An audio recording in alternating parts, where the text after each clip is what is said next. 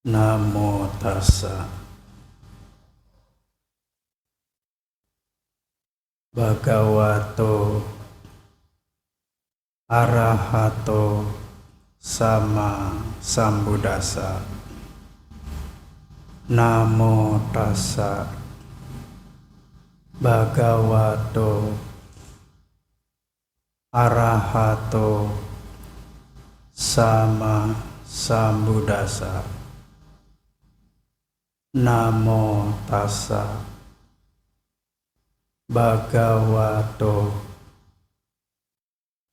arahato sama sambuddhassa. Meskipun orang bebal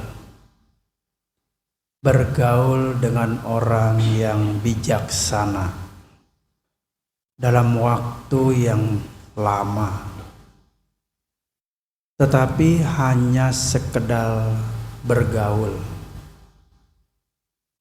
maka ia tidak dapat merasakan apa-apa. Seperti centong sayur yang berada di dalam sayur, namun ia tidak merasakan rasa sayur. Sadu, sadu, sadu. Yang saya hormati Romo Ramani serta bapak-bapak, ibu-ibu yang hari ini sudah hadir di hadapan Bante di Wihara Anuruddha, ya. Ya, Bante lihat muka-mukanya itu ceria semua, ya. Kalau di rumah cerewet, tapi di wihara ceria, ya. Bagus, ya. Bante lihat juga yang hadir umumnya anak-anak muda, ya. Ya, saya lihat nggak ada emak-emaknya ini, karena saya lihat rambutnya hitam semua ini. Iya, apa disemir, apa disemar? Ya. Iya, senang sekali bisa hadir di hadapan ibu-ibu, ya. Tapi untung cuaca sangat bersahabat dengan kita, ya. Kemarin tuh hujan gede, ya, sampai pada banjir. Tapi sekarang hujannya tiba-tiba berhenti, ya. Ya mungkin dia tahu ada Bante, jadi nggak hujan, ya. Nah, hari ini Bante lihat umatnya cukup banyak, ya, terutama laki-lakinya ada 30 orang, ya, 30 orang, nolnya hilang satu. Lebih banyak ibu-ibunya, ya. Tapi ya nggak apa-apa, ya, itu terserah ente, ya. Nah, hari ini Bante akan menguraikan khotbah, yaitu dengan judul adalah Wija dan Carana. Wija itu pengetahuan, Carana itu watak perilaku baik. Jadi singkatnya judulnya adalah pengetahuan dan perilaku baik, supaya gampang ingat, ya. Nah, sesungguhnya wija dan carana ini atau pengetahuan dan perilaku baik ini itu sudah sering kita baca sebenarnya. Wija carana sampano itu udah sering kita baca. Namun karena tidak disebutkan artinya, maka ibu-ibunya lupa semuanya. Padahal tiap minggu itu dibacain. Ya, itu ada di dalam kitab suci Buddha di Buddhanusati. Itu tertulis dengan jelas, bahkan jelas-jelas banget dah. bahkan sampai kebangetan jelasnya. Ya, itu ada bacaannya. Iti piso bagawa arahang sama sambuddho wija carana sampanno sugato lokawidu, dan seterusnya. Kalau Bante terusin bisa jadi baca parita. Ya. Yaitu wija carana sampano itu artinya adalah Sang Buddha adalah makhluk individu yang memiliki wija, pengetahuan yang sempurna. Carano itu artinya perilaku yang baik. Ya, itu sering kita baca. Nah, karena Sang Buddha memiliki, ini sampai jam berapa ngomong-ngomong? Hah? Sampai jam? Enggak, maksudnya sampai jam berapa bandanya khotbah? 8:30 kurang dikit, boleh. Biarin nanti saya dikitin. Betul ya, 8:30 kurang dikit. Ya, saya kurang setengah detik lah. Tega bener kurangnya. Iya. Karena umatnya emang kalau ibu-ibu biasanya kalau yang hadir nggak boleh banyak-banyak. Kalau kelamaan siap-siap Bante ditinggal. Iya. Apalagi Bantenya nggak ngerti-ngerti. Udah suara naga keluar. Ya. Bantenya cerita terus ya. Udah umatnya nama Sekara 3 kali nggak balik-balik, nggak ngerti juga Bantenya. Akhirnya sudah, jangan salahkan kami Bante, goodbye. Itu ya. Makanya saya lihat ini matanya masih kuat apa masih pada meremelek nih. Ya. Itu ya. Itu ya. Jangan bilang kuat-kuat kalau udah pada ngendut-ndutan begini. Kuat Bante, apa yang kuat begini? Itu ya. Kalau kuat tuh, itu kuat. Itu ya. Itu. Sampai di mana tadi ya? Ya ingat, cuma ngetes doang ya. Cuma ngetes. Jadi wijacara sampano itu kita itu wajib memiliki ya, karena Sang Buddha sudah memiliki wija carana sampano. Kita pun juga harus memiliki wija, yaitu pengetahuan, dan carano itu artinya praktek atau praktek perilaku baik, tabiat baik, watak baik, itu carana ya. Nah, sekarang umat Buddha itu ada-ada saja sekarang ini ya. Mereka kadang-kadang mengabaikan carana itu ya. Carana, yaitu tidak mempraktekkan perilaku baik. Mereka hanya mengembangkan wija atau pengetahuan saja ya. Jadi diumpamakan di dalam kitab suci bahwa orang yang hanya mengembangkan atau mempraktekkan pengetahuan saja ya, itu diumpamakan seperti ini ya. Jadi yang pertama, wija carana sampana itu ya diumpamakan seperti manusia yang memiliki mata dan tubuh. Dia udah sempurna kalau memiliki wija dan carana. Jadi memiliki mata dan tubuh, tangan kakinya ada ya, kalau dua ini dia miliki. Tapi kalau manusia yang mempunyai pengetahuan saja, tidak mempraktekkan carana, maka diumpamakan seperti manusia yang punya mata tapi tidak punya tubuh, tangannya nggak ada, kakinya nggak ada. Ya artinya dia praktek pengetahuannya bagus ya. Kitab suci Tripitaka apal semua ya, di luar kepala sampai ngelotok. Ya, bahkan sampai ada yang kelotokan. Ya. Artinya apal semua nih kitab suci ya. Tripitaka apal. Abhidhamma apal. Bante Abhiseno apal. Ya. Bante Abhiseno. Jadi kitab-kitab suci semua apal semua. Tapi dia tidak mempraktekkan perilaku baik, malah perilakunya buruk. Maka itu diumpamakan seperti orang punya mata ya, tapi tidak punya tangan dan kaki. pengetahuannya memang segudang. Luas pengetahuan damanya.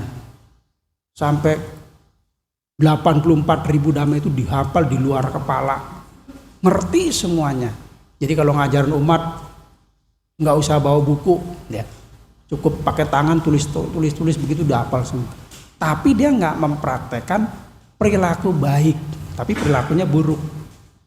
Ya seperti orang yang punya mata, yaitu pengetahuan, tapi tidak punya tangan dan kaki. Jadi dia tahu nih alam manusia, dia tahu alam surga, dia tahu bagaimana caranya untuk mencapai alam surga, dia tahu. Ya, nibbana dia tahu, oh nibbana itu ada tempatnya lurus, nggak belok-belok, dia tahu nih. Tapi cuma punya mata doang, nggak punya tangan dan kaki. Bisa jalan nggak? Nggak bisa. Sampai budak nggak kagak bisa. Orang cuma punya mata doang mencolot begitu kayak, ya. Tuh nibbana ada di situ begini aja tuh, ya. Tapi nggak punya tangan dan kaki, nggak bisa jalan. Itu ya. Di kitab suci lain diumpamakan manusia yang punya pengetahuan doang, ya nggak praktek carana itu, seperti burung yang punya mata, tapi tidak punya apa? Sayap. Ini makanya saya peragain begini. Ya karena yang hadir anak TK semua. Iya. Kadang-kadang saya udah gini nggak ngerti juga. Dikira bantainya tukang parkir. Maksudnya begitu sayap. Ya ampun nggak ngerti juga. Apa perlu bantainya begini? Nggak ngerti semua, bingung ya. Iya. Kalau dari peragaan 2 begitu, waduh. Bantainya stres ini orang. Nggak ngerti juga ya. Jadi dia seperti burung punya mata tapi tidak punya sayap. Burung itu tahu langit ada di atas, bumi ada di bawah. Si burung tahu. Nibbana ada di tempat yang lurus, dia tahu. Tapi karena nggak punya sayap, bisa terbang nggak? Tidak bisa. Yaitu seperti itu orang yang punya pengetahuan tapi nggak praktek. Teori melulu, nggak pernah praktek tapi perilakunya buruk. Ya. Ada orang yang seperti ini, ada. Ya, kalau ngajarin orang tuh pinter sekali. Bapak Ibu kita harus meditasi nggak boleh kayak rantang manggut, misalnya. Ya. Ini harus begini tegak. Begitu diuji sendiri di sini sama teman-temannya, dia sendiri sampai bongkok-bongkok begini. Katanya tegak, lah dia sendiri meditasinya kagak tegak. Itu ya. Jadi dia hanya teori melulu mengandalkan pinter, tetapi tidak praktek carana, perilakunya buruk. Ya.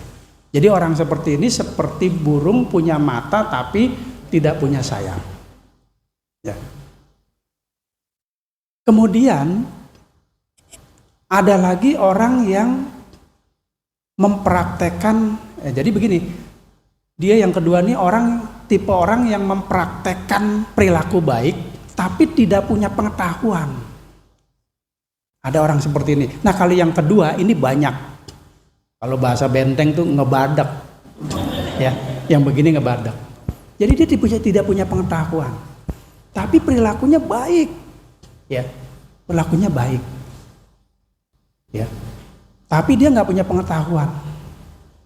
Nah, ini orang seperti ini banyak. Ini ibaratnya seperti manusia tidak punya mata. Ya, jadi matanya itu buta.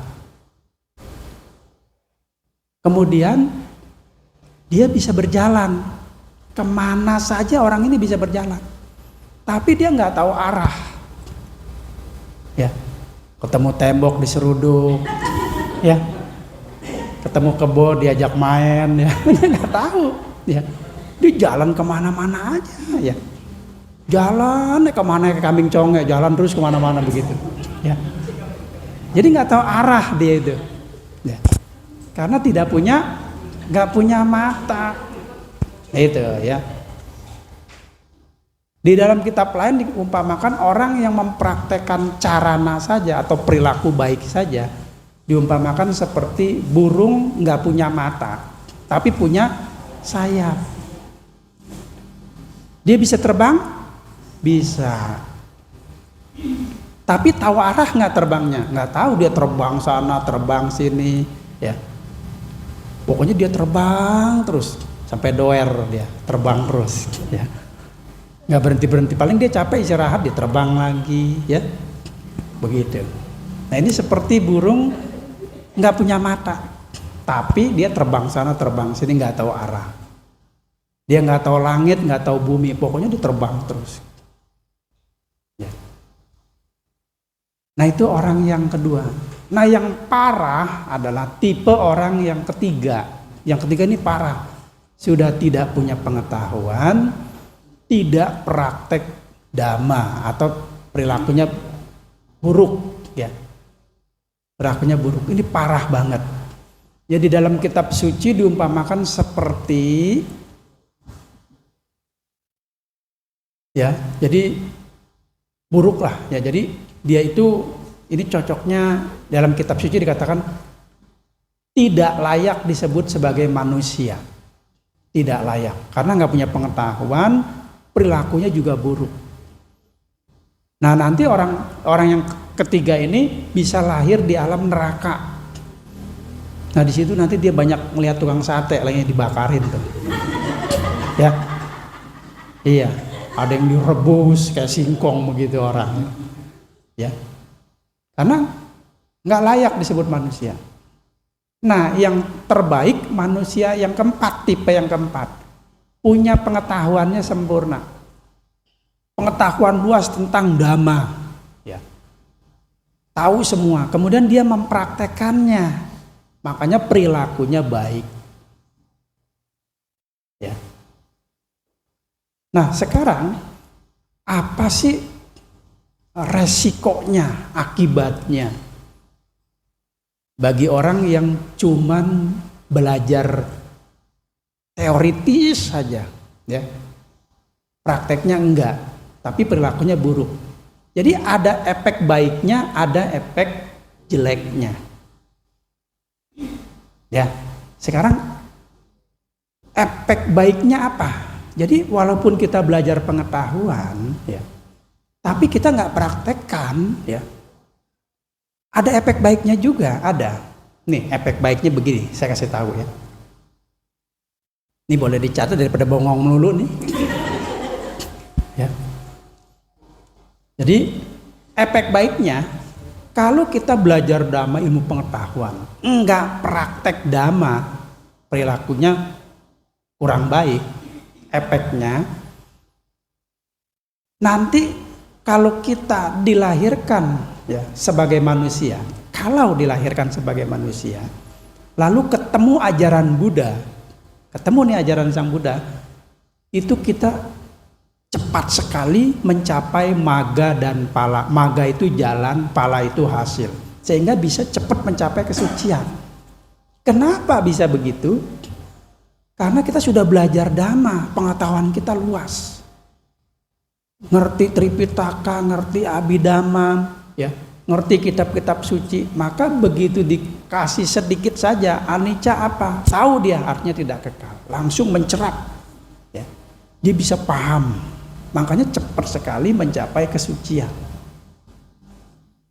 ya. Dibanding orang yang nggak mau belajar, ya. Nah mungkin pengetahuan ini didapat sekarang, ya, dia bisa cepat suci. Kalau andai kata sekarang nih dia walaupun ketemu ajaran nggak ketemu ajaran Sang Buddha, mungkin di kelahiran yang akan datang bisa ketemu ajaran Sang Buddha. Nanti dia bisa suci, bisa mencapai nibbana. Kalau di kelahiran yang akan datang nggak ketemu juga, mungkin di kelahiran berikutnya. Jadi pengetahuan itu walaupun, ya, tapi saya harapkan sih praktek. Tapi walaupun kita prakteknya kurang baik, ya, cuman pengetahuannya bagus, ya, ada manfaatnya, ini akan dibawa kemanapun kita pergi, kemanapun kita dilahirkan. Jadi pengetahuan itu akan membekas di kita ini. Nanti ketemu ajaran Sang Buddha, sedikit aja dikasih tahu, cepat ngerti. Seperti itu. Itu efek baiknya. Jadi pengetahuan itu penting. Makanya ibu-ibu meskipun sudah tua, giginya tinggal 2 ya. Kalau duduk pengen dekat jendela aja ya. Gitu ya. Iya. Coba tolong belajar sedikit, nggak usah banyak-banyak ya. Ada belajar sedikit, nggak usah banyak-banyak. Misalnya habis 5 buku ya.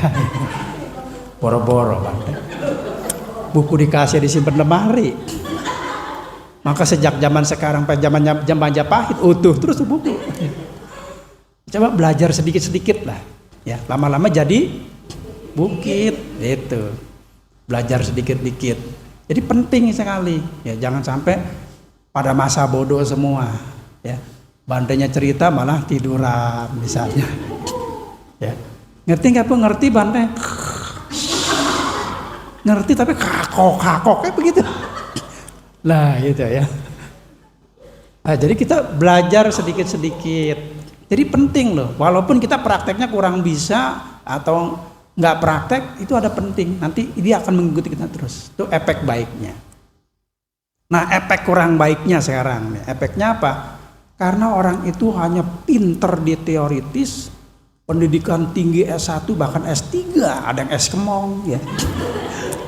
Pinter lah, pokoknya orangnya cerdas. Jadi IQ-nya itu cerdas ya, pinter, nerangin orang segala macam dia bisa ya. Tapi nggak praktek carana, nih efek buruknya. Maka dia kesempatan untuk lahir setelah meninggal, kesempatan untuk lahir di alam sengsara terbuka lebar. Terlahir di alam sengsara buat dia. Alam sengsara itu alam neraka, binatang, setan, raksasa, asura. Itu alam sengsara. Ini buat dia nih khusus. Bagi yang belajar teori nggak mau praktek. Itu ya. Loh Bante dia kan sudah belajar capek-capek, mati-matian, bahkan sampai mati beneran. Ya. Kok lahirnya di alam sengsara? Iya, karena dia nggak praktek, cuman teori doang. Bagaimana mungkin dia ke alam surga? Alam manusia aja udah kamsiatikong. Ya, orang nggak praktek, nggak suka berdana, ngajarin orang mari kita berdana, dirinya aja pelit. Kalau berdana cari yang merah-merah, yang cepetun, ya. Iya kalau yang goban enggak. Iya, cuman 150 perak itu dia dananya. Sekali berdana, itu pun disuruh-suruh dulu. Tapi kalau teorinya pinter, kalau berdana enggak usah nggak usah pikir-pikir, 100.000 danain, 200.000 danain, nggak usah takut. Tapi giran dia sendiri nyari-nyari mana ya cepean. Ini kok 100.000-an semua. Bang, tukerin dong. Ya Allah, berdana pakai tukerin. Nggak matching ya itu ya, karena dia itu teori, main di teori tapi prakteknya nol besar, nggak pernah berdana, tidak praktek sila, tidak praktek meditasi. Sekali diajak meditasinya kayak rantang manggut ya, manggut dulu, akhirnya temennya iseng disiopein. Iya, akhirnya apa? Bukan meditasi, malah dia jadi taipak. Itu ya, taipak tahu? Itu. Karena apa? Dia bermain teori terus. Makanya dia lahirnya di alam sengsara. Gitu ya. Kedua, dia nanti akan lahir di alam sengsara dan sulit untuk menjadi manusia atau alam dewa. Lahir di alam manusia atau dewa itu sangat sulit sekali. Jadi Sang Buddha mengatakan di dalam kitab suci, orang yang belum mencapai kesucian, ya, orang belum mencapai kesucian nih, kalau dia sudah jatuh ke alam bawah, maka sangat sulit untuk lahir sebagai manusia atau dewa. Dia akan lahir di alam sengsara selama beribu-ribu kalpa. Bayangin beribu-ribu kalpa. Coba renungin ya.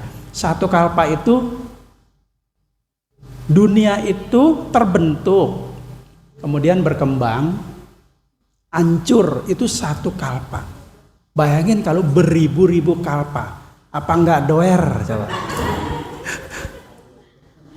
Satu kalpa aja kita udah ngap, ya. Ini beribu-ribu kalpa, jadi akan muter-muter saja di alam sengsara. Itu kalau orang belajar teori tapi nggak praktek. Makanya penting punya wijah pengetahuan dan praktek perilakunya baik. Itu penting. Dan kemudian Sang Buddha mengatakan orang yang belum mencapai kesucian kalau dia udah jatuh ke alam bawah, ya, jadi dia sangat sulit untuk naik menjadi manusia atau dewa. Sangat sulit. Sesulit apa? Sesulit kura-kura buta. Ya, sesulit kura-kura yang buta. Pernah ngeliat kura-kura buta? Belum pernah. Repot harus saya bawa kura-kura buta ini. Masa kura-kura aja nggak ngeliat? Ya, makanya kalau ada kura-kura cek, ini berapa Ra? Gitu ya. Jadi kura-kura buta itu diumpamakan begini ya Mas Sang Buddha. Ini Sang Buddha mengatakan ya dalam sutanya. Jadi sekali lagi orang yang terlahir di alam bawah sulit untuk naik menjadi manusia atau dewa sesulit seperti kura-kura buta. Jadi begini, kura-kura buta itu dia adanya di samudra yang sangat luas sekali. Ya, kemudian ada angin dari utara, barat, selatan mengombang-ambing ombak itu. Lalu di tengah samudra itu ada ring atau gelang. Ukurannya seperti kepala kura-kura itu. Sedangkan kura-kura itu harus mencapai ring itu masuk ke lehernya hanya kesempatannya setiap 100 tahun sekali. Sedangkan ingat matanya buta, samudranya luas, ombaknya begitu besar, mendesar-mendesir, ditiup angin barat, timur, selatan, utara. Kira-kira kura-kura itu kalau mendapatkan kesempatan 100 tahun sekali baru dia muncul ke gelang itu, sulit nggak? Sulit. Sulit ya? Itu sulit. Tapi lahir sebagai manusia lebih sulit dari kura-kura buta ini. Kalau kita udah kecemplung di alam bawah ini. Itu Sang Buddha katakan. Dan Sang Buddha juga mengatakan bahwa orang yang lahir di alam bawah itu seperti rumahnya sendiri. Sulit sekali naik ke atas. Dia berputar-putar lahir di alam neraka. Udah beres di alam neraka, lahir sebagai binatang. Binatang udah nyerah nih dia, udah meninggal, lahir sebagai setan. Setan udah mendingan ya, udah mati dia nih, lahir lagi sebagai raksasa asura. Apa sebenarnya? Raksasa asura itu alam jin, entah jin botol atau jin tomang ya, kita nggak tahu. Jadi badannya itu besar, ya giginya bercaling, makanya dia nggak sikat gigi. Ya, tinggi besar tuh alam raksasa asura. Dia punya kemampuan batin. Makanya ibu bapak jangan coba-coba berhubungan dengan alam ini. Misalnya minta togel, ya, minta kaya, ya, jangan, ya.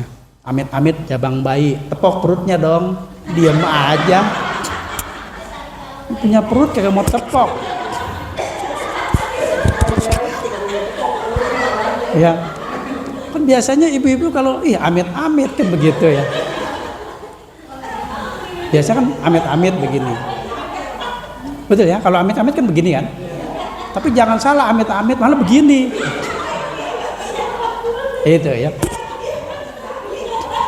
Nah, itu alam rendah. Kalau udah kecemplung di sini kita sulit sekali. Jadi kita akan berputar-putar ribuan kalpa. Ya, makanya jangan sampai kita kecemplung di sini, lahir di sini. Ya, itu efeknya. Dan dia sulit sekali nantinya untuk lahir sebagai manusia dan sulit menemukan ajaran Sang Buddha, sangat sulit. Jadi andai pun dia lahir sebagai manusia nih, ya, karena dia cuma teoritis doang, nggak praktek. Apa yang terjadi? Kalau dia lahir sebagai manusia, andai pun lahir sebagai manusia, dia tidak pernah ketemu ajaran Buddha, tidak pernah ketemu. Andai pun ketemu Buddha, dia lahirnya di tempat yang jauh jauh sekali. Sehingga tidak terdengar ajaran Sang Buddha. Padahal Buddha itu hadir misalnya, ajarannya ada. Tapi dia tinggalnya di tempat yang jauh, terpencil di desa kecil, persis si kancil dia. Jauh sekali. Tuh, karena dia prakteknya itu cuma pengetahuan doang, nggak mau praktek perilaku baik, perilakunya buruk. Itu efeknya seperti itu. Kemudian kalau dia lahir sebagai manusia, dia akan menemui kesulitan hidup. Misalnya kurang makan, kurang minum, kurang pakaian, semua serba kurang. Ya. Cari makan juga susah.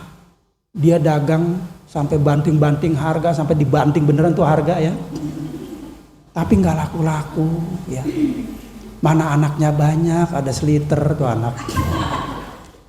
Ya selusin maksudnya ya. Jadi suaminya sudah kerja sana kerja sini, susah cari makan tuh susah. Ya. Kemudian dalam hidup dia mengalami kesulitan-kesulitan. Ya. Sering bertengkar, punya masalah, ya. Kemudian tidak dihargai orang. Tuh, itu kalau prakteknya cuma pengetahuan doang, tapi nggak praktek carana tadi seperti itu. Nah itulah hidupnya. Jadi ada orang yang seperti ini. Makanya itu suka ngajarin orang tapi prakteknya nggak mau dia. Makanya penting punya pengetahuan tapi praktek. Itu yang penting ya. Nah kemudian tipe orang yang kedua. Ya jadi sekali lagi pengetahuan itu maknanya pengetahuan apa? Pengetahuan dhamma yang luas. Idealnya itu pengetahuan dhamma yang luas, dia juga harus punya pengetahuan mengenai nama dan rupa. Tahu nama itu apa, rupa itu apa. Itu direalisasi dengan melakukan meditasi vipassana bhavana. Nah ini namanya pengetahuannya yang ideal, yang bagus. Jadi bukan hanya pengetahuan teoritis, tapi dia juga punya pengetahuan tentang meditasi vipassana, sehingga dia bisa mencapai nyana-nyana, yaitu pengetahuan. Nama dan rupa dia tahu, nama itu batin, rupa itu tubuh kita, dia tahu. Tahu tentang 4 kesunyatan mulia, tahu 6 landasan indria. Nah ini pengetahuan ini maksudnya seperti ini. Ya. Baru yang kedua, kita masuk ke yang kedua. Yang kedua, jadi sekali lagi orang yang seperti ini enggak begitu banyak, karena dibutuhkan intelektual, daya pikir, hafal, dan pengetahuan. Ya. Kemudian orang yang kedua adalah dia tidak punya pengetahuan, tapi praktek perilakunya baik. Ada orang seperti ini, tapi sangat ngebadek. Ya, sangat ngebadek orang seperti ini. Dia nggak mau belajar. Itu dana itu bagaimana caranya, dia nggak mau belajar. Manfaatnya apa itu dana dia nggak tahu. Ajaran Buddha itu apa dia nggak tahu. Tripitaka apa itu dia nggak tahu. Cara membaca parita apa dia nggak tahu Pak. Tapi orangnya baik, nggak nakal. Ya. Perilakunya baik, wataknya baik, tabiatnya baik. Ini orang yang begini banyak, terutama orang-orang tradisi. Dia baik.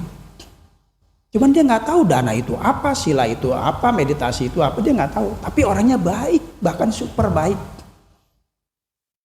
Ya. Pengetahuannya dia nggak punya. Orang seperti ini ibarat orang nggak punya mata, tapi punya kaki dan tangan. Dia bisa berjalan kemana-mana saja. Ini orang seperti ini banyak. Contohnya orang tradisi. Orang tradisi mana dia ngerti? Sembahyang Buddha baca paritanya itu bagaimana dia nggak ngerti. Dana dia nggak ngerti. Tapi dia bukan berarti nggak ngerti lalu nggak berdana. Dia malah praktek, tapi nggak ngerti teman, dia praktek berdana. Jangan dikira orang yang nggak ngerti dhamma nggak bisa berdana, nggak bisa mempraktekkan sila, nggak bisa meditasi. Bisa, cuman nggak ngerti cara berdana yang baik dan benar, nggak ngerti. Itu. Misalnya contoh orang tradisi. Ini saya kasih contoh sedikit aja ya. Karena kalau 100 contoh bisa pada merem semua ini. Misalnya, suatu hari ada orang tradisi. Kadang-kadang suka telepon sama saya. Bante, saya dengar di wiharanya suka ada patidana. Iya, patidana Ci. Iya. Ya udah nanti saya kirim beras lah. Ya, berapa Ci? Ya nggak banyak lah, cuma 1 ton. 1 ton. Dikirimlah pakai mobil tronton. Yang nerima Pak Anton. Cocok bener. Ya. Itu orang, dia nggak ngerti berdana loh. Pokoknya dia telepon dan dia nggak pernah ketemu saya, nggak pernah, jarang sekali, nggak pernah. Cuman begitu ngedengar namanya dia langsung, oh ada Bante Gunasilo, ya udah berdana dah. Dia kirim 1 ton, nggak pernah ketemu, nggak tahu cara berdana. Tapi sekali berdana itu 1 ton. Tapi yang ahli teori-teori begitu berdana cair ribuan, beda lagi, ya. Dia nggak ngerti dana itu. Terus kalau datang ke wihara, ya, suatu hari pernah datang ke wihara. Bante, saya mau berdana ya. Ya udah, masukinnya di kotak. Bante nggak muat. Saya pikir berapa gedenya, ya kan? Bolongan begitu gede kayak lubang tikus kagak muat, dia bilang. Kata saya, isinya apa ya? Coba Enci coba lagi, masa orang-orang pada muat tuh ya. Enggak, ini dia ojok-ojok, dia kodok-kodok udah kayak ikan aja tuh ya. Kok nggak muat-muat? Saya penasaran. Coba saya samperin nih. Saya samperin, litak-lituk. Coba Enci saya lihat tuh, lubangnya kan gede, coba masukin. Begitu saya lihat amplopnya, ya ampun. Itu amplopnya gedenya kayak batu bata, pantas kagak muat. Tapi kalau yang pelit-pelit muat. Ya ribuan melulu. Ya. Kalau dia itu sekali dana, cetiau notiau, bisa kebeli kue tiau. Ya. Itu bukan ceceng noceng loh, bukan cepeceng nopeceng, sorry berat. Ya. Itu kalau dana cetiau ya. Coba cetiau masuk ke lubang kagak bakal masuk. Coba aja kalau duitnya gobanan semua nggak bakal masuk. Coba aja dimasukin, nggak percaya. Kalau nggak percaya tes setelah yang satu ini. Ya, jadi dia isinya ternyata notiau, dia masukin ke situ ya. Pantas nggak masuk. Kata saya, ini mah lubang begitu gede sampai ke kepala juga nggak masuk. Jadi isinya banyak, kita nggak tahu, pokoknya udah tiaw-tiawan lah ya. Akhirnya saya bilang, Ci, coba dibagi 2 aja. Terus saya nggak ngeliat, coba bagi 2 aja.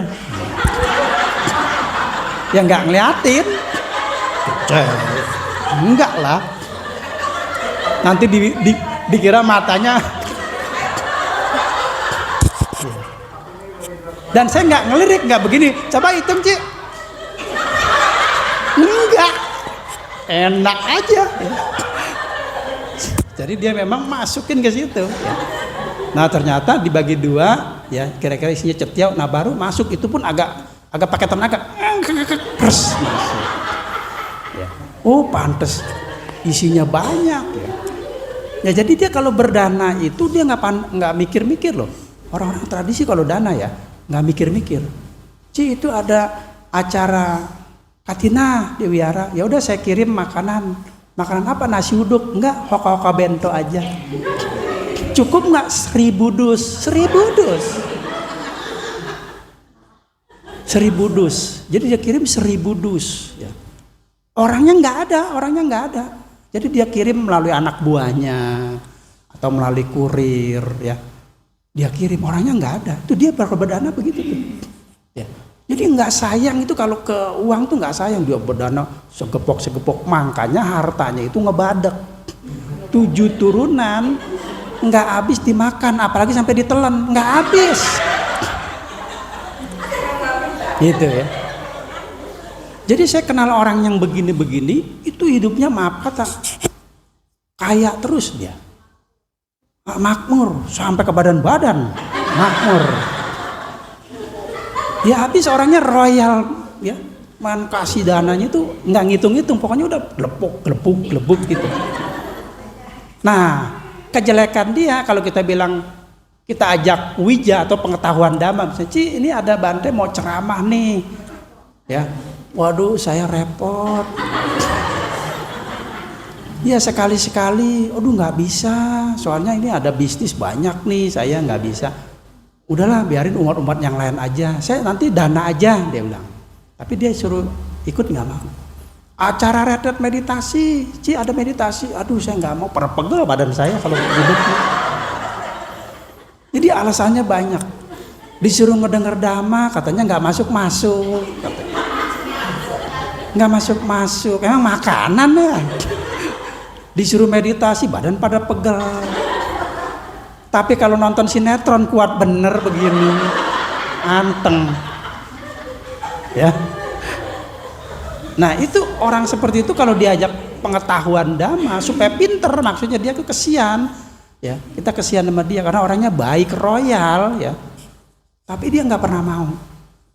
Mungkin andai kata kita paksa-paksa, ya dia nggak mau. Selalu banyak alasan. Tapi kalau disuruh berdana nggak ada alasan, langsung dia dana. Ya udah saya kirim beras, ya udah saya kirim semen atau apa. Kalau wiaranya kurang kipas angin, dia kirim kipas angin, ya. Kalau kurang AC dia kirim AC, kasihan wiaranya tuh berasap melulu, ya.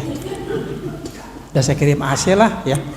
Daripada orang pada batuk-batuk, udah saya kirim AC dah, ya. Dikirim AC, ya. Nah itulah orang yang baik. Tapi dia disuruh ajak berpengetahuan, diskursus dharma, dia kagak bakal mau. Nah orang seperti ini, efek ruginya apa? Ada kerugiannya. Kerugiannya apa?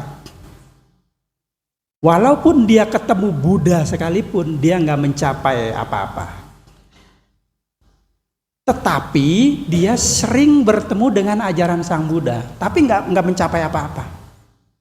Yaitu seperti burung nggak punya mata, cuman dia punya sayap, bisa terbang, tapi nggak punya mata, nggak punya pengetahuan. Dia nggak tahu nibbana itu yang mana, alam manusia itu bagaimana. Dia pokoknya terbang-terbang aja. Kenapa? Karena dia nggak punya pengetahuan, dia hanya praktek berbuat baik terus. Ya. Jadi dia akan sering ketemu ajaran Sang Buddha, ketemu sering, cuman tidak mencapai kesucian. Tuh efeknya di situ. Nah, yang begini banyak. Ya. Saya lihatin mulai dari ibu-ibu, bapak-bapak, ini yang begini banyak nih. Jadi kalau suruh belajar dia nggak mau, tapi kalau disuruh berbuat baik mau. Misalnya disuruh nyapu wihara mau. Disuruh masak dia mau, disuruh berdana dia mau. Ini ibu-ibu rajin sekali. Ya kalau ketemu Bante dia berdana terus. Tapi dia nggak ngerti dana itu bagaimana cara menyerahkannya, ya manfaatnya apa dia nggak ngerti. Pokoknya dia berbuat baik. Bahkan Bantenya jauh pun sampai ke gunung-gunung disamperin teman dia. Dia danain ini dana itu bagus sekali. Cuman kalau disuruh kursus dhamma nggak mau. Diajarin parita dia nggak mau, udah pokoknya saya berbuat baik terus. Ini banyak yang seperti itu. Jadi efeknya yaitu dia tidak mencapai kesucian, nggak bisa mencapai nibbana. Nah kesempatan, tapi ada tapinya, manfaatnya kesempatan lahir di alam bahagia sangat besar. Dia nanti yang begini nih yang suka berbuat baik terus, nggak punya pengetahuan tapi berbuat baik terus. Itu efeknya lahirnya akan di alam-alam bahagia terus menerus selama dia sepanjang berbuat baik. Terus menerus. Kenapa Bante bisa mengatakan begitu? Karena dia praktek. Praktek apa? Praktek berdana. Ya, jangan dikira orang nggak ngerti dhamma, dia nggak bisa praktek. Bisa, dia praktek berdana. Cuman dia nggak ngerti cara berdana, manfaatnya apa dia nggak ngerti. Dana itu terbagi atas berapa dia nggak ngerti. Pokoknya saya praktek aja berdana. Kedua, dia juga praktek sila loh. Jangan dikira, oh dia mah nggak ngerti dhamma, mana mungkin ngerti sila, mana mungkin praktek sila. Praktek, ya. Misalnya contoh berdana, dia nggak ngerti, tapi dia praktek berdana. Sila dia nggak ngerti, tapi dia praktek sila. Misalnya contoh, ini contoh ya. Ada orang kaya, dia kaya nih. Dia suka berdana, tapi dia juga praktek sila. Tapi dia nggak ngerti yang dipraktekkan itu sebenarnya sila. Misalnya, dia tidak pernah membunuh karena ibunya ini baik. Ya, kalau karyawan itu minjem duit dikasih, ya nggak perlu bayar, tapi sebulan dipotong gajinya. Sama aja itu. Ya, Maksudnya dikasih utang ya baik, tapi ya bayar gitu ya. Nah, kemudian dia itu tidak pernah membunuh. Jadi kalau makan ya, dia cari di restoran binatangnya yang sudah meninggal dunia dengan tenang. Wah, nih ayamnya sudah kelenger nih, sudah meninggal ya. Udah dia makan tuh. Jadi dia kan praktek tuh, tidak nggak membunuh. Terus kalau ada nyamuk dia nggak tepak, nggak kayak kita ketepluk aja. Kalau kita kan kesel ada nyamuk, ya nyamuknya langsung diklepak sampai moncrot gitu ya. Terus kalau perlu diiles-iles begitu kayak bedak begini. Kadang-kadang begitu, ganas bener ya. Padahal tiap hari minta sila, panatipata, weramani, sika padang, sama diami. Artinya apa gue nggak tahu. Begitu ada nyamuk, tepuk, ya ganas ya. Kadang kan begitu kalau yang nggak praktek. Tapi dia kalau ada nyamuk, kan dia usir begitu. Tempatnya dibersihin, dia usir. Tapi dia nggak membunuh. Ini kan termasuk praktek tidak membunuh. Tapi dia nggak tahu itu praktek sila. Tidak mencuri, apalagi dia orang kaya. Ya duitnya banyak. Ya. Duitnya segudang, kebetulan punya gudang, ya. Dia nggak mencuri. Apa yang dia mencuri orang duit banyak? Ini kan salah satu contoh dia praktek sila loh, tidak membunuh, tidak mencuri. Ya, jadi kalau ada barang milik bukan dia nggak mau ambil. Jangan, ini bukan milik saya. Karena dia orang kaya, ya pulangkan saja kepada orangnya dan sebagainya. Malah dia berbuat baik, beramal. Jadi dia praktek tidak membunuh, tidak mencuri. Yang ketiga, dia praktek sila ketiga, tidak berzina. Jadi ada orang kaya nih baik sekali sama istrinya. Biarpun istrinya tuh jelek kayak cobek ya. Tapi suami tetap sayang sama dia. Ya. Dia nggak berzina. Tetap sayang sama istrinya. Makanya istrinya kalau pulang malam dibiarin aja, dia tahu kok selamat. Ya orang jelek pulang malah dia godain. Malah dia mau godain, dia tahu makanya. Tapi suaminya tetap menerima istrinya seperti itu, tetap diterima, nggak apa-apa. Siapa suruh dulu mau. Jadi dia sayang, istrinya kemana-mana dicariin, ke WC diteleponin. Apa kurang yakin tuh? Ya, istriku kamu ada mana? Ada di WC papi ya. Itu udah tahu ada di WC pakai nanya begini, ngapain? Bikin kue.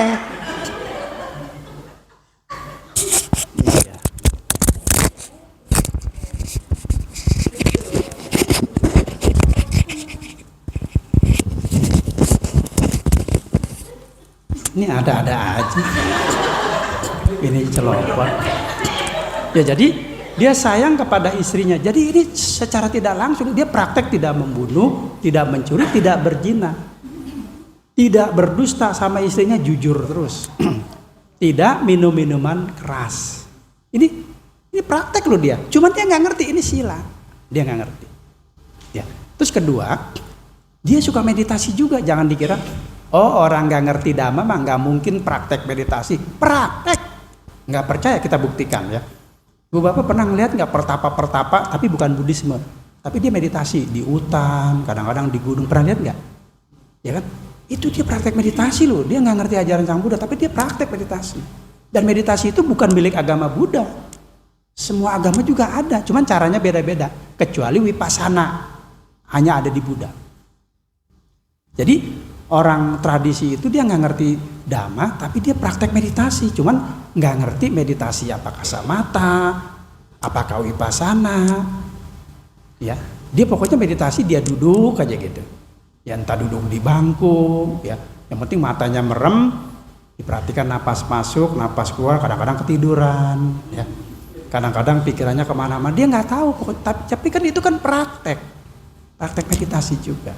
Nah orang seperti ini begitu meninggal dunia, dia akan lahir di alam bahagia terus menerus sepanjang dia melakukan perbuatan-perbuatan baik. Dan nanti sering ketemu ajaran-ajaran Sang Buddha. Tapi tidak mencapai kesucian. Karena dia prakteknya cuman praktek doang, tapi nggak ngerti pengetahuan ajaran Sang Buddha itu. Nah ini banyak seperti ini. Nah oleh karena itu, kita harus punya dua-duanya, yaitu punya pengetahuan, punya carana, yaitu praktek. Ya. Ini sempurna. Jadi kita nanti lahir di alam bahagia, sering ketemu ajaran Buddha, cepat sekali mencapai kesempurnaan. Ya. Nah, ada sebuah cerita. Jadi orang yang hanya praktek doang, nggak punya pengetahuan, ini ada cerita. Ya. Sebenarnya ceritanya panjang. Saya lihat matanya pada meremelek semua. Ya. Dikasih cerita yang singkat, ya, namun jelas, padat, bermanfaat. Ya. Nih ceritanya begini ya. Ceritanya begini. Pada suatu hari ada seorang biku. Biku ini namanya Udayi. Udayi ini bayangin, dia seorang yang ditabis menjadi biku. Ya. Ditabis jadi biku di zaman Sang Buddha. Kemudian tinggal bersama Buddha. Biasanya yang saya baca di suta-suta, orang kalau ketemu Buddha aja itu paling sedikit sotapana. Dikotbahin sotapana, sedikit sotapana. Ini terbalik. Udah jadi biku, tinggal sama Sang Buddha. Ya. Tapi biku ini nggak mencapai apa-apa. Tidak mencapai Maggapala, tidak mencapai kesucian, padahal tinggal sama Sang Buddha. Kenapa? Karena biku ini nggak mau belajar, dia nggak punya pengetahuan. Nah, pada suatu hari biku ini tinggal bersama Sang Buddha. Lalu dia lihat di Dhammasala itu biasanya ada Dhammasana. Dhammasana itu ya seperti itu ya, namanya Dhammasana, yaitu tempat duduk untuk memberikan khotbah. Itu namanya Dhammasana, ini namanya Dhammasana. Kalau ini Dhammasala. Ya. Nah, ketika biku-bikunya nggak ada, Bante Udayi itu duduk di situ. Ya ibarat itu kayak orang ya action lah, acting ya. Nah kemudian datanglah biku-biku dari luar. Nah biku-biku dari luar itu ngelihat, wah ada Bante Udayi nih.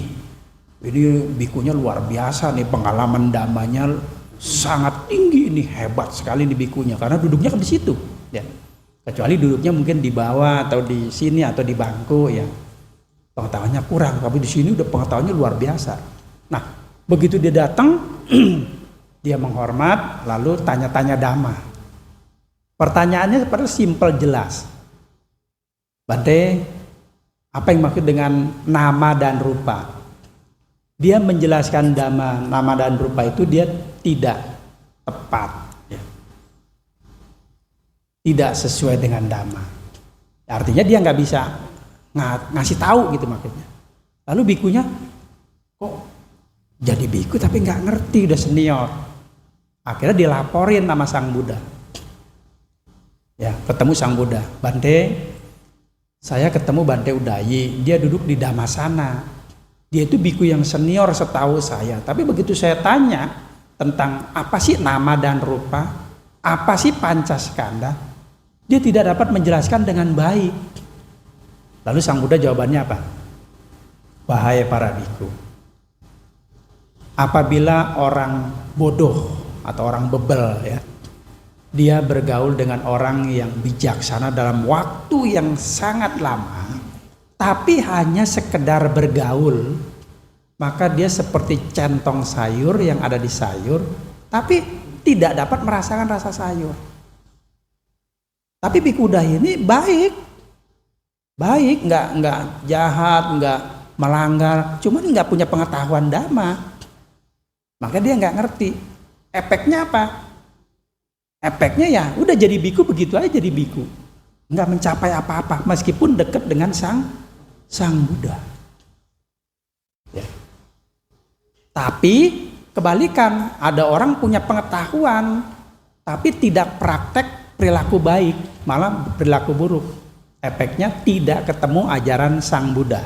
Contohnya, nih, ini juga banyak orang-orang seperti ini kita ketemui di daerah-daerah. Mungkin Romo-romo pernah pergi ke daerah ya. Romo, saya nih jarang ketemu biku. Jadi ketemu biku itu ada yang setahun baru ketemu biku, ada yang 2 tahun ya. Jarang sekali, terutama tempat di kota-kota kecil atau desa-desa kecil tempatnya terpencil. Itu kalau ditanya, suka ngeliat biku nggak? Jarang, paling setahun sekali pada Katina. Kadang-kadang ada 2 tahun sekali. Kenapa dia nggak ketemu ajaran Sang Buddha? Sedangkan di kota kita ini kan banyak sering diajarin oleh bante-bante, romo-romo. Kenapa? Karena prakteknya cuman pengetahuan doang. Tidak praktek perilaku baik. Akibatnya dia sulit ketemu ajaran Sang Buddha. Makanya dia selalu kalau ketemu biku jarang. Bahkan yang ada lebih apes 7 turunan, dia tinggal di kota Jakarta. Tiap tahun bantenya selalu pindah patah. Bahkan disebarluaskan. Dia sampai nggak tahu loh. Sampai nggak tahu ada bante pindah patah, ada bante ceramah tiap minggu, dia nggak tahu. Jadi seumur hidupnya, ya, sampai dia tua, sampai giginya tinggal 2, ya, itu dia nggak ngerti ajaran Sang Buddha. Dia tahu setelah napasnya udah tinggal detik-detik terakhir, ya, ngundang biku baru dia tahu. Oh ternyata ada biku ya. Dia tahu, ya, dia orang tradisi. Padahal sama wihara tuh mungkin nggak jauh. Nggak jauh, tapi dia nggak tahu di situ ada biku, ada wihara. Dia mah taunya sebagai umat Buddha itu cuman sembayang pakai hio misalnya 18 batang, lalu doa qomat kamit begitu, udah tancap hio. Dia taunya begitu doang. Nggak tahu ajaran Sang Buddha ternyata bukan seperti itu, tetapi ada caranya, ada ajarannya, ada didikannya. Ini banyak kita ketemu di daerah-daerah terpencil terutama. Ya, bahkan saya sendiri juga suka diundang, ya, setiap tahun, ya, nggak setiap hari, ya, setiap tahun diundang. Itu naik pesawat, maka saya bakal ilmu pengetahuan saya. Setiap dia ngundang saya akan menggunakan bahasa-bahasa yang sederhana. Lihat yang orangnya, makanya saya nggak mau memberi judul. Kenapa? Saya harus lihat orangnya dulu. Ini ibu-ibu apa anak ibu, ya. Karena kalau ibu-ibu tuh pakai bahasa-bahasa yang gampang. Kalau saya pakai bahasa yang sulit, bahasa Inggris, bahasa Ciangkoi, bahasa Mandarin, nggak ngerti, ya kan? All sanse, dia nggak ngerti, ya. Makanya saya lihat, oh ini ternyata ibu-ibu Tangerang, orangnya sudah berumur semua, rambutnya sudah pada beruban, ya. Kemudian atasnya sudah pada berembun, ya. Nah maka saya kasih bahasa-bahasa yang mudah, yang gampang-gampang supaya bisa mengerti. Kalau enggak susah nangkep. Nah itu saya suka ngajarin ke ibu-ibu yang di pelosok-pelosok. Ternyata mereka banyak nggak ngerti ajaran Sang Buddha. Setelah itu baru dia tahu, oh ternyata ada ajaran Sang Buddha. Oh caranya begini. Saya kira cuma ngambil hio tancep doa-doa, hio tancep doa-doa. Saya kira begitu, dia bilang. Enggak, ini ada caranya. Nah ini banyak seperti itu. Kenapa seperti ini? Karena prakteknya dia hanya pengetahuan doang, kehidupan lampaunya. Makanya ketemu ajaran Sang Buddha sangat sulit. Oleh karena itu, saya menghimbau kepada ibu-ibu, bapak-bapak, ya, saudara-saudara Dhamma yang ada di sini semuanya, ya. Cobalah kita sebagai umat Buddha belajar sedikit-sedikit. Ya meskipun nggak dipaksa, ya meskipun nggak dapat door prize, ya, ya nggak apa-apa. Kita belajar dikit-dikit, dimulai dari riwayat Buddha. Buddha itu siapa namanya, riwayatnya, lahirnya di mana, ya. Nah itu kita belajar sedikit-sedikit, lama-lama kita naik ke sutta yang ringan saja. Misalnya pakai kitab komentar dulu, Dhammapada Atthakatha. Itu ceritanya bagus-bagus sebenarnya. Ya, Dhammapada Atthakatha itu isinya ada 423 cerita. Nah ibu bapak bisa belajar sedikit-sedikit, ya, dibaca sedikit-sedikit. Ya jangan sampai kita buta sama sekali, hanya berbuat baik terus. Nanti efeknya kita lahirnya di alam bahagia terus, tapi nggak mencapai kesucian. Itu efeknya. Nah demikian juga orang yang pinter-pinter, yang suka ngajarin temennya apa segala macem. Kalau kamu bisa ngajarin, coba praktek. Jangan ngajarin terus, tapi praktek ogah. Begitu sekali praktek, meditasi malah tiduran. Nah itu ya. Suruh berdana, nggak mau. Tapi ngajarin temennya, bisa berdana itu begini caranya, pahalanya begini, dia tahu semua. Tapi tidak praktek carana, perilakunya buruk, nggak mau berdana, nggak mempraktekkan sila. Jadi carana itu atau perilaku baik itu isinya itu dana, sila, meditasi. Ya, dana, sila, meditasi. Isinya itu. Kalau mau dikembangkan tuh ada 15. Ini saya sebutkan salah satunya misalnya pengendalian sila, pengekangan indera, ini carana. Kemudian praktek keterjagaan, ya. Kemudian sada, sati, hiri, otapa, pengetahuan, kemudian kebijaksanaan, ini carana. Nah, lebihnya yaitu meditasi sampai mencapai tingkat kalau bisa jana 1, jana 2, jana 3, jana 4. Ini praktek carana. Kalau pengetahuan, menguasai kitab suci Tripitaka dan praktek wipasana sampai mencapai pengetahuan nama dan rupa. Ini nyana yang pertama. Mengetahui 4 penyataan mulia, 6 landasan indria, itulah pengetahuan. Jadi kalau kita sudah punya 2 ini, udah lengkap. Kita sering ketemu ajaran Sang Buddha, juga kita cepat mencapai kesucian. Ya, baik, demikian apa yang Bante sampaikan. Yang mengingat situasi dan kondisi agak sedikit rawan, ya kalau Bante teruskan, ya. Maka cukup sampai di sini. Semoga lain hari lain waktu kita bisa ketemu kembali, berjumpa kembali di tempat yang sama. Semoga ibu-ibu semangat belajar Dhamma, semangat praktek Dhamma juga. Ini yang sempurna. Semoga kita terbebas dari penderitaan, terbebas dari alam-alam yang menyedihkan. Sabe sata bawatu sukitata. Semoga semua makhluk hidup berbahagia.